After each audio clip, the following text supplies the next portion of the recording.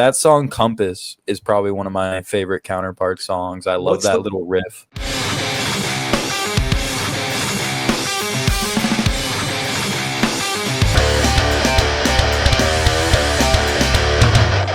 Let's talk about our album of the week.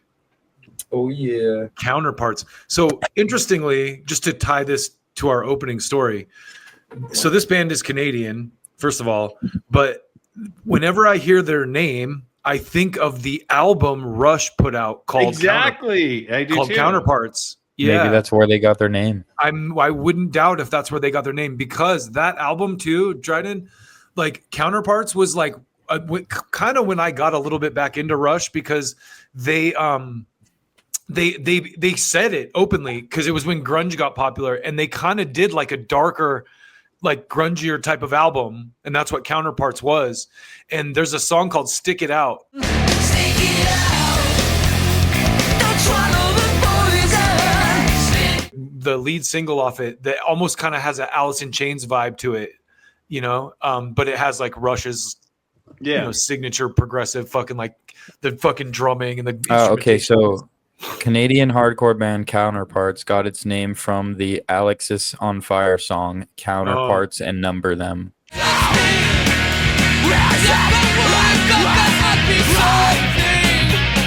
From Alexis on Fire? Yeah.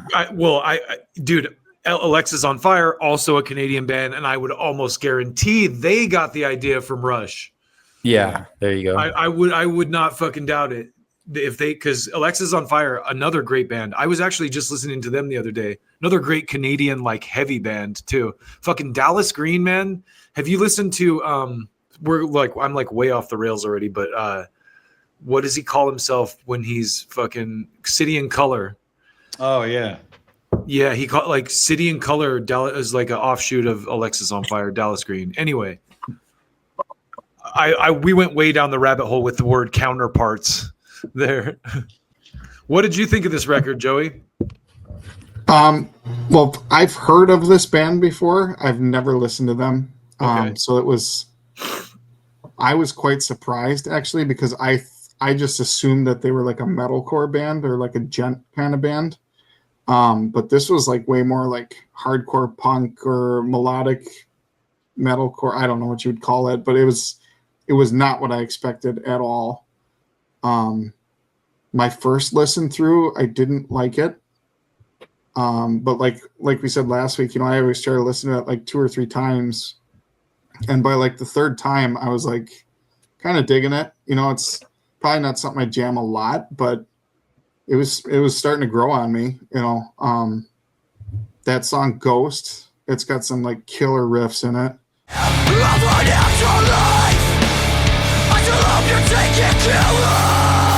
Yeah. And then like my favorite songs were like, let's see, what's the track list here?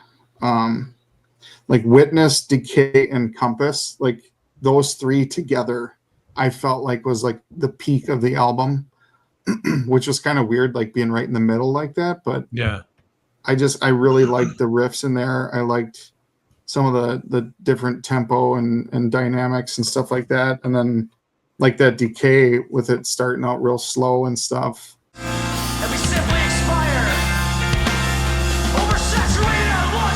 Yeah. I don't know. I really like those 3 songs together, but I felt like this album, and again, this is maybe just me not into this type of subgenre, but like it felt like every song kind of sound the same, but yet like the more you listen to it, the more you hear the difference. So it was really for interesting. Me, it was like kind of like Joey said, you like hear the same thing in every song and you go, I don't know, but then I started to think about like I like tried to picture where they got that riff from. Where did they who did they take that from? And so for me, that was like what made the album cool for me was like I was like trying to figure out where they took their inspiration from. There's stuff too. It's like really fragmented, if that's a good word to use. It's like the music is kind of like it like stops and starts a lot. Mm-hmm. But the thing that I love about this band is like in hardcore, there's so much of that like brocore type stuff where it's like jun jun jun, jun jun jun, and these guys are like bringing like they still have the like heavy hardcore energy with the vocal style and even the like speed and the aggressiveness of the music, but it's not like typical hardcore. It's like really like it's to your point too, Joey. It's like really the songs are really dense. Like there's a lot of changes within each song where like the songs are like looking at the track listing. I have it up on Wikipedia. The longest song is like 4 minutes, four and a half minutes. Yeah. I mean, there seems to be like a lot going on in each song. Exactly. You know what the I mean? last song is almost 6 minutes. But like on average, most of the songs are 2 or 3 minutes. You know, there's only 2 songs that are like 4 or 5 minutes long. And so, but they seem, to your point, Eric, they seem like these vast like songs because there's so many different like changes within the song, and it might just be one of the riffs or something. One of the interesting things I noticed too, reading the Wikipedia about this record, the drums are programmed. Oh, Did you really? know that? No, I didn't know that. Yeah, it says because like if you look at the Counterparts personnel on the Wikipedia for this record, Brendan Murphy lead vocals, Alex Ray guitar, backing vocals, clean vocals, Jesse Doreen guitar, drum programming, and Eric Bazinet bass guitar. There's no drummer listed. Interesting. I didn't know that. Yeah, so it's you can't tell. I would have never thought like, oh, who programmed the drums on this? You know what I mean? So another thing, and I felt bad because like I listened to it when I was either driving or walking. I would like to go back and listen to it with like the lyrics, because the way this guy sings, he makes me feel like he put a lot of thought into his lyrics, and I would like to just kind of sit down and listen to him. Well, and that's another thing I really dig about this band is I'm sure you guys have heard me talk about it, but I'm not a huge fan of like when a metal band has like a really sick riff or song and then they kind of go off into this like the Octane core stuff like we were talking about, where it's like kind of just this like singy melodic chorus, and every band is kind of doing that same thing right now. And it's refreshing. They kind of do it here and there, but for the most part, he's like still screaming and frying over those like big like melodic chorus parts or whatever. Yeah. And then they have these like you were saying too, like that first song, Lost, that riff, it's heavy, but it's not like a chug riff. It's kind of like a like scrapey, like open riff, you know? Yeah.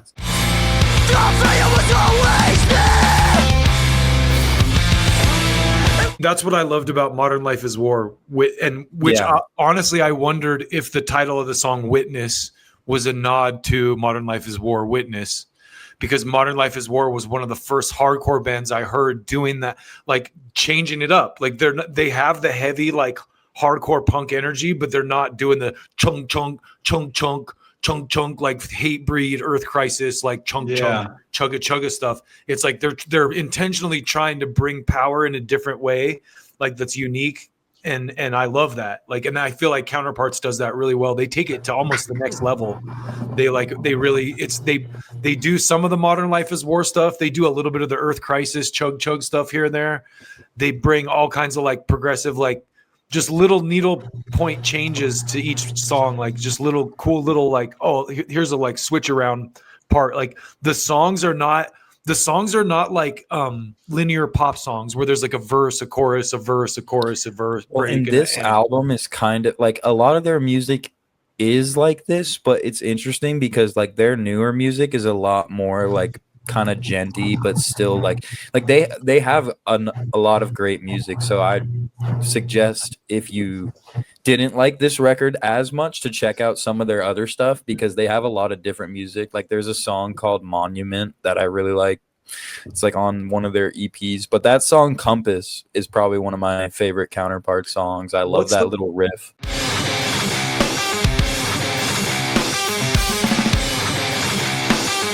What's the song that's like heavy and then at the end it has this like melodic vocal part? That's the other thing I was going to give these guys credit for.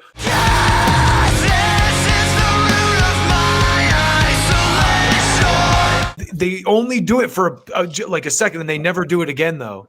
Like I thought that was like it's very brief, and I also think that's really cool. Like if you're like doing the hardcore shit, when you do the melody stuff, you just give them just a teeny little bit of it, just to leave them wanting more instead of going into these like full blown like pop choruses. You know, they just give you just a little taste, a little tease of some like melodic shit. And I feel like because it's Will Putney, the production is so clean. Like Putney's those the breakdowns and the guitars, they just sound so like chunky and syncopated.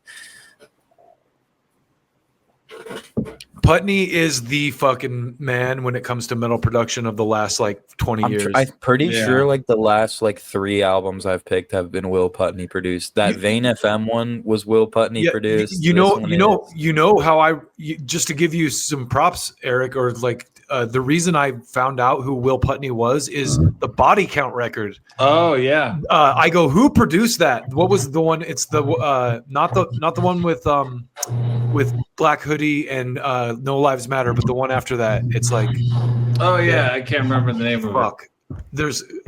I got to remember the name now. The Body Count. There's one of the Body Count records that Will Putney produced. That I actually didn't even know who Will Putney was really before this, and then I looked him up. Not Born Dead, so Bloodlust.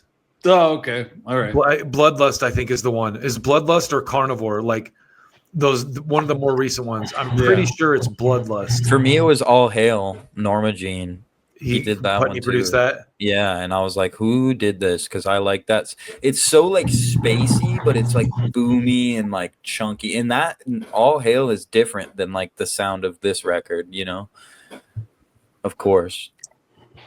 Oh, that one, Bloodlust does have No Lives Matter.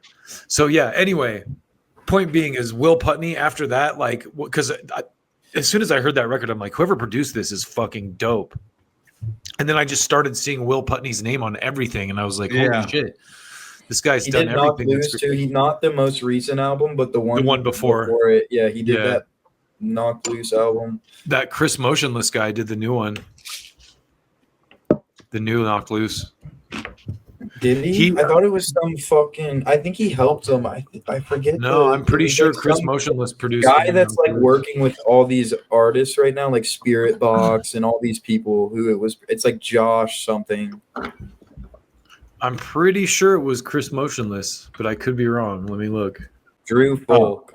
That's the guy's name. It's Drew Folk. Okay. Will Putney and Drew Folk. He's been doing like all these bands that are popping right now, like the Kublai Khan and Knocked Loose. And it says it. Okay, I'm tripping. Chris Motionless did as a guest vocal. He's a feature. Yeah, he's a feature. It's Kublai Khan, Texas, is it not? Yeah, Kublai Khan, Texas. They had to put the TX on it because there's another Kublai Khan band. Yeah, me and Eric heard the whole story behind that. Mm-hmm. Okay. Do you remember that, Eric? Mm-hmm.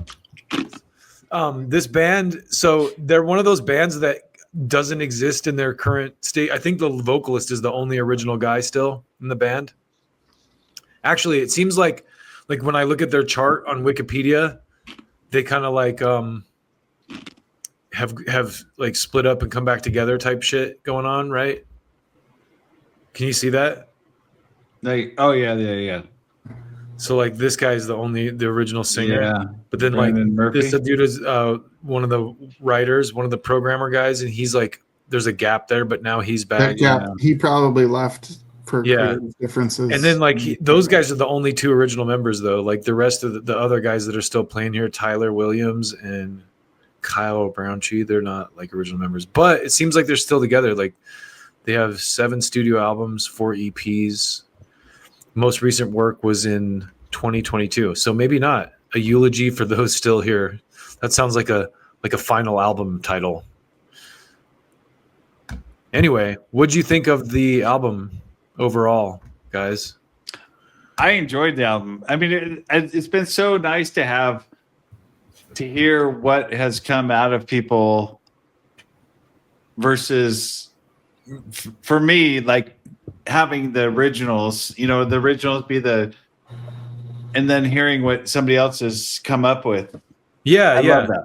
No, dude, it's cool being like you're from a different era. So like Yeah, I'm sure like you're not on the lookout for a band like Counterparts. No. Like, and I totally understand that. Well, and So I it's heard cool. about It's cool that there's Counterparts. somebody out there that can to tell me what I like. You know, I It's heard really about cool. Counterparts because of Knocked Loose. I don't know if you guys have heard that song Billy No Mates, but at the very end of it, the dude from Counterparts is a vocal feature on there. Oh, okay. So that's how I got into them. And then my friend Bodie was kind of into them because they have that like melodic kind of style. And that record was Will Putney produced. And I heard that song Compass and I was like, fuck, that's hard as shit. Well, it's a good album. I would probably give it a 7 or an 8, probably an 8, because I like this is the kind of obviously this is the kind of music I'm really into. I like the like progressive mathy hardcore shit. It's kind of out of the box, like not very like a little bit unique, but still heavy, you know? Mm-hmm. I think it's kind of cool. Like when Eric picks something from the 80s, Dustin, you pick something from the 90s. I'm like the early 2000s, and Dryden's like the 2010s. Yeah, like that's kind of our eras. Sure. But Well, and I'm trying to pick stuff I don't think you guys have heard. Basically, I'm trying for the most part. And when Dryden picks something, I like listen to it, and I'm like trying to think about where it comes from. You know what I mean? Totally. I'm like totally trying to like, okay, is this Pink Floyd sounding? Is it whatever? Mm-hmm. So what was their influences? Yeah. Right. So for me, the next album I would say is Def Leppard Pyromania. Fuck yeah, dude! I just listened to that like a couple weeks ago. That is like one of my top favorite albums. I am a music lover. I love and enjoy. There's nothing in this world I enjoy more than listening to music. Well, I can maybe think of a couple other things, but anyway, we won't get into that right now. Yeah. But anyway, I adore music. So like when I hear someone that like makes music in a way that I'm like, whoa, I love this. I just want to know like how they operate and like, you know what I mean? Everything they've ever done. Mm-hmm. And like what you were saying earlier, Dryden, about you heard Counterparts because they guest vocaled on I'm like a geek like that. But that's cool. Yeah, and I'm the same way. I love that about rap music because everyone has each other on their songs, and I'd hear like a MC like do a bar on like some track and go like, oh, that guy was fucking dope. Who's that guy? And then I go look him up and listen to his music, you know. And I hope there's a lot more of that. I see that a lot more in metal now. But I love that vibe. I love that energy. Like the collaboration, the collaborative energy of music is like one of the best things about it. Well, see, that's what gets me into music is like more into music is you hear somebody's collaboration with somebody else and you go, oh, and so I love that about music. Think of how many doors. I feel like AI is never going to be able to take over music. I think Rick Rubin said this because like an artist is offering their perspective on the world, and an AI robot can't do that the same way. It can make music, sure, but it's never going to be that. It's never going to have the depth that a human can take. And here's the thing too: AI is the collective, and music is an individual perspective. Like any great art is an individual perspective. Comedy, fucking a play, a book, a fucking piece of music, a painting, like it's an individual perspective, and AI doesn't have an individual perspective because it's the collective.